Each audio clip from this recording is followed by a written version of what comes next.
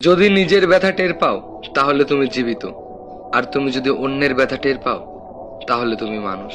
আমি ঘৃণা করি সেই সব মানুষদের যারা নিজে ভালো থাকার জন্য অন্যের মুখের হাসিটুকুও কেড়ে নেয়।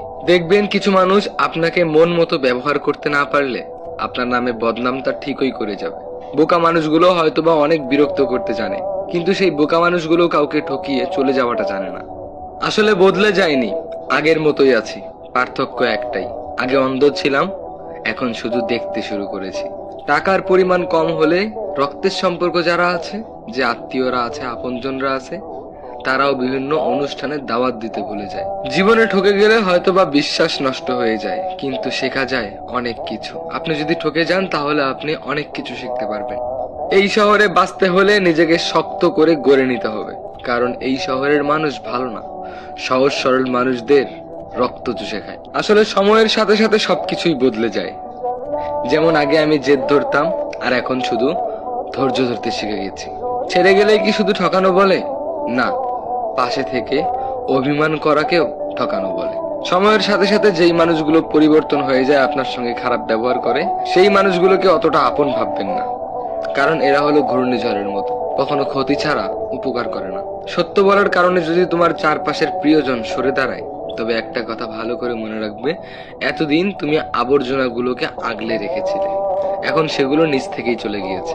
সাথে চললেই সঙ্গী হওয়া যায় না, কাছে থাকলেই কাছের মানুষ হওয়া যায় না। একটা জিনিস মনে রাখবেন, বেঈমানরা কখনো কাঁদে না, আর স্বার্থপররা সবকিছু, সমস্ত স্মৃতি খুব নিমিষেই ভুলে যায়। আর মানুষ প্রয়োজনে যতটা প্রশংসা করে, প্রয়োজন ফুরিয়ে গেলে বা প্রয়োজন শেষ হয়ে গেলে তার থেকে বেশি বদনামটাই করে যায়। আসলে উপকার খুব অদ্ভুত জিনিস, করলে মানুষ ভুলে যায়, আর না করলে সারা জীবন মনে রাখে। বেঈমান কখনো অনুতপ্ত হয় না, আর স্বার্থপর মানুষেরা কখনো কৃতজ্ঞতা স্বীকার করে না, আর সুবিধাবাদীরা কখনো আপন হতে পারে না।